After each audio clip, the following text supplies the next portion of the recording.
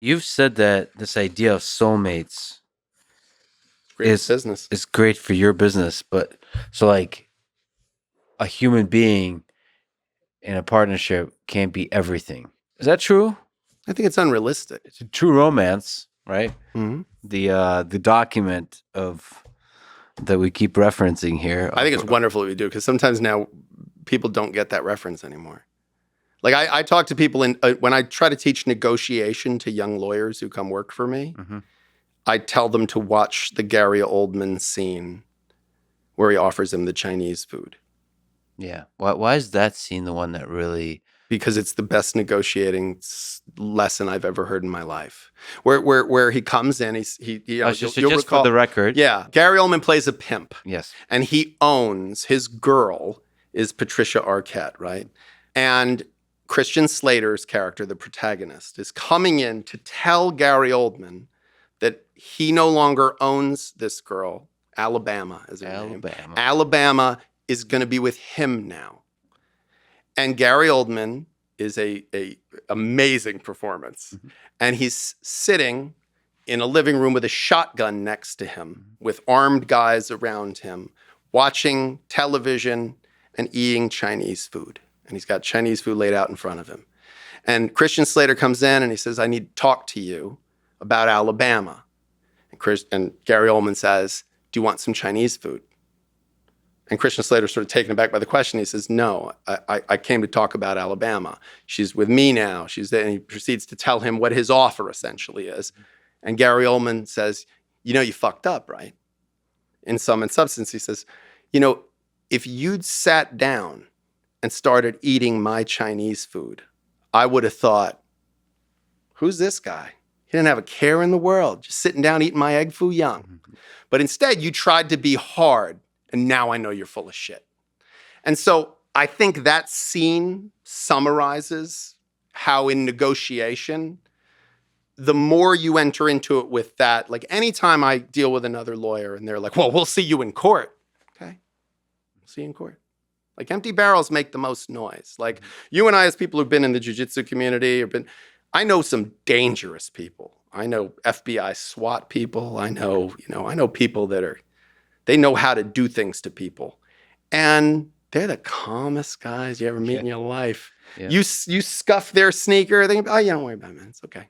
Like they're quick to apology. Mm-hmm. Like they're just chill. What were we talking about?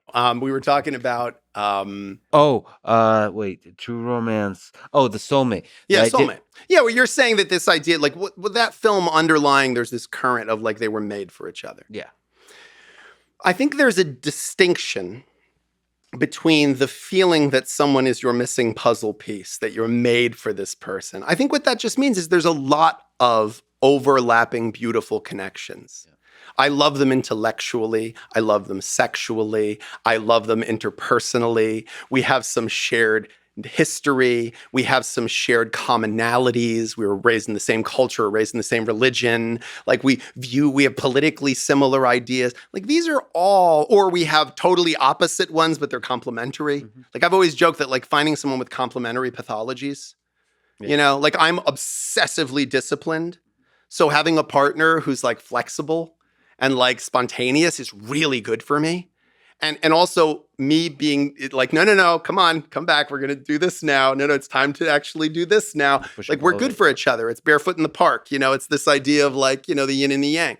So what I have an issue with is that the definition of soulmate that I think is sold to so many people now is this idea that if your partner is disappointing to you in any way, meaning they're not the perfect travel companion, they're not the perfect vocabulary companion, they're not the perfect roommate, they're not the perfect lover, they're not like the odds of someone being all of those seems crazy to me. Like it's infinitesimally small, and they don't have to be everything. Like if I go to a restaurant and eat 10 courses and one of them is kind of subpar, and the other 9 are the most amazing culinary experience I've ever had, how dare I say, well, that wasn't the right restaurant? Like, what do you mean? Like, that's a great restaurant. What are you talking about? Like, of course, there was one little thing. So I think it's impossible to have someone never disappoint you. It's impossible to have someone who never lets you down or doesn't say and do the exact right thing at the exact right time. And to create the idea or expectation in anyone that your partner should never let you down, never disappoint you, never not know what to say Yeah. is, I think, crazy. I mean, I find for myself, when someone, for example, loses someone, when someone loses a family member or a pet, I often say the same thing to the person. I'll either talk to them or send them a text or call them, and I'll say, if I wish I knew the perfect thing to say, because I would say it right now. Like, but I know there isn't. Like, I know that, I don't say that part, but like, I know there isn't. Like, there isn't a perfect thing to say. Like, but if there was a perfect thing to say, I would say it right now. Like, love to me is not that you never let this person down. It's that you never want to let this person down. It's love is a verb, like it's this feeling of, I never want to disappoint you. I will disappoint you, but I never want to disappoint you. I will hurt you, but I never want to hurt you. When I hurt you, it will be my insecurity, my stupidity, my humanity that causes me to hurt you, but I will never intentionally hurt you. I will betray your trust. I'll never intentionally betray your trust. Like I will, by my stupidity, say the wrong thing or loose-lipped say something to someone that you didn't want me to, but it won't be intentional. I will always try to be on your team.